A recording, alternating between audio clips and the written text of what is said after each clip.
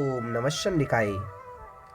मार्कंडेय जी बोले, जयंती मंगला काली भद्रकाली कपालिनी दुर्गा शिवा क्षमा धात्री स्वाहा स्वधा आदि देवियों को मेरा नमस्कार हो। हे चामुंडे देवी, समस्त प्राणियों के दुख निवारण करने वाली आपकी जय हो। हे सर्वव्यापक देवी कालरात्रि, आपकी जय हो। मधु और कैटव दैत्यों का दलन करने वाली ब्रह्मा जी को वर देने वाली आपको नमस्कार हो। हे देवी, आप मुझे सुंदर रूप जय ऐस दो और काम क्रोध आदि शत्रुओं का नाश करो। महिषासुर का नाश करने वाली भक्तों को सुख देने वाली देवी जी को नमस्कार हो।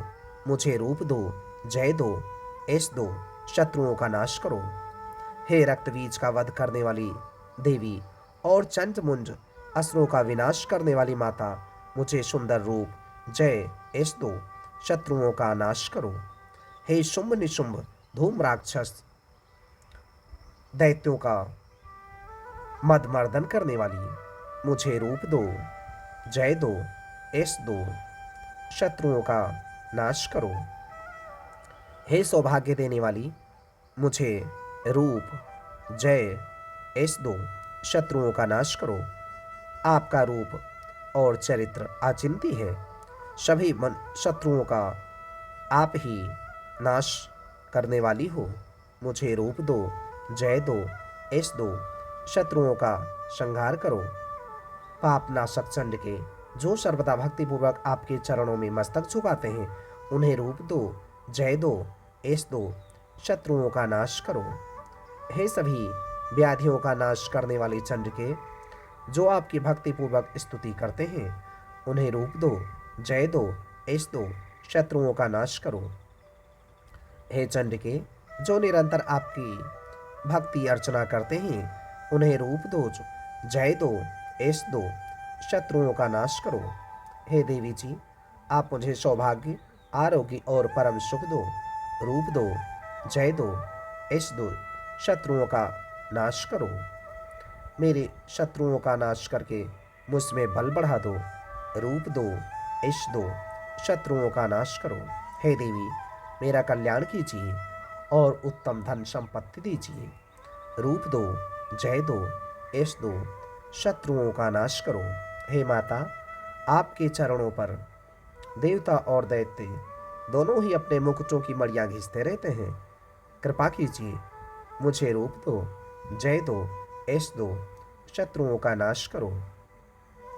हे मातेश्वरी, अपने भक्तों को विद्यावान ऐश्वान लक्ष्मीवान करो। रूप दो, जय दो, ऐस दो, शत्रुओं का नाश करो। बड़े बड़े अभिमानी दैत्यों के अभिमान चूर्ण करने वाली चंड के मैं आपको प्रणाम करता हूँ। मुझे रूप दो, जय दो, ऐस दो, शत्रुओं का नाश करो। हे चार भुजाओं वाली माता, चतुर्भुज ब्रह्मा जी आपकी स्तुति करते हैं।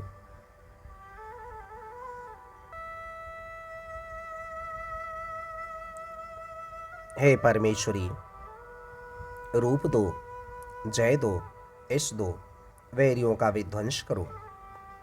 हे मातेश्वरी, विष्णु भगवान आपको निरंतर भक्ति पूर्वक स्तुति करते हैं। मुझे रूप दो, जय दो, ऐस दो, वैरियों का विध्वंस करो। श्री पार्वती जी के पति महादेव भी महादेव जी से स्तुति हैं।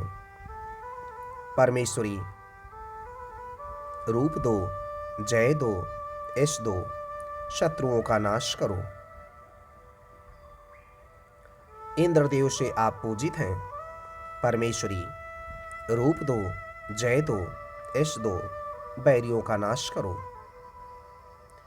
हे देवी जी, आप तो कठोर भुजदंड रखने वाले दैत्यों का घमंड नष्ट कर देती हो। आप ही रूप दो, वैरियों का नाश करो। हे अंबिके, आप अपने भक्तों के लिए अपार आनंद की वृद्धि करती हो। मुझे रूप दो, यश दो, वैरियों का नाश करो। मातेश्वरी जी, आप मुझे वह पत्नी प्रदान करें जो मेरी इच्छाओं के अनुकूल हो और इस भयानक संसार रूप समुद्र से मुझे तारने वाली हो। उत्तम कुल से उत्पन्न हो। जो पुरुष इस स्तोत्र का पाठ करके ही महास्तोत्र कीलक का पाठ करता है, वह सप्तशती के पाठ जब से मिलने वाले वर एवं श्रेष्ठ संपदा के फल को प्राप्त कर लेता है। ओम नमः शंडिकाय। अथ कीलक स्तोत्र। श्री मार्कंडेय जी बोले, मैं उन भगवान सदाशिव को नमस्कार करता हूँ जिनके 3 दिव्य नेत्र हैं, जिनका शरीर विशुद्ध ज्ञान स्वरूप है, जो मोक्ष प्राप्ति के कारण है, अर्धचंद्रमा जिनके मस्तक पर शोभायमान है, मंत्रों के शाप एवं उत्कीलन आदि को समझकर पाठ करने वाला पुरुष मोक्ष पा लेता है, अतः इसका ज्ञान होना आवश्यक है। सब उच्चाटनादि वस्तुएं इसी स्तोत्र द्वारा पाठ करके सिद्ध हो जाती हैं, और जो इस स्तोत्र का पाठ करके सप्तशती के पाठ मात्र से स्तुति करते हैं, उन्हें देवी जी सिद्ध हो जाती हैं। उच्चाटनादिक प्रयोगों में उन पुरुषों के मंत्र, औषधि आदि किसी अन्य साधन की आवश्यकता नहीं पड़ती। बिना जप के ही सभी उच्चाटनादि सिद्ध हो जाते हैं। क्या समस्त उच्चाटनादि इसी से सिद्ध हो जाते हैं? इस प्रकार की लोगों की शंका हुई। तब उस शंका के निवारण के लिए सदाशिव ने लोगों को बुलाकर आज्ञा दी कि हाँ, यह सब सिद्धियां देने वाला शुभ स्तोत्र है। उस चंडिका स्तोत्र को भगवान सदाशिव ने गुप्त कर दिया। इस स्तोत्र के पाठ द्वारा प्राप्त होने वाला पुण्य कभी समाप्त नहीं होता। साधक सभी प्रकार का क्षेम प्राप्त कर लेता है, इसमें कोई भी संशय नहीं।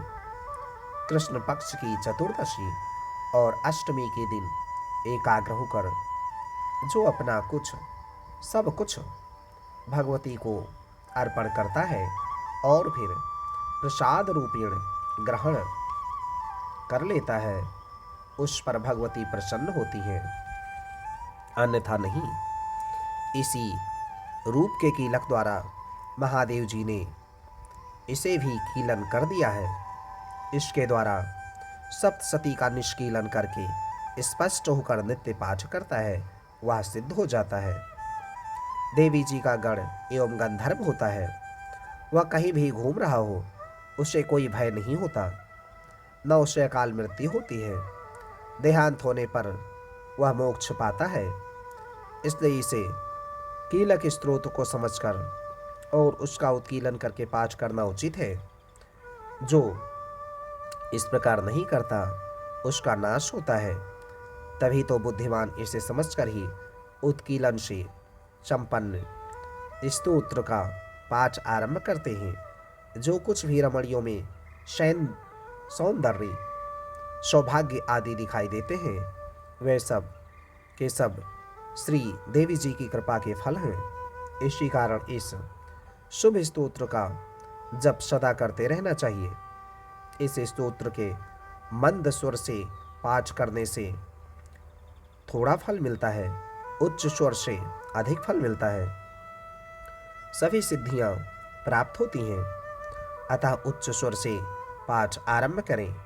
जिस भगवती की कृपा के द्वारा सौभाग्य, आरोग्य, संपत्तियां, शत्रु नाश और परम मोक्ष की प्राप्ति होती है, उस जगत की माता की स्तुति अवश्य करनी चाहिए। ओम महालक्ष्मी नमः। ओम महासरस्वते नमः। ओम महा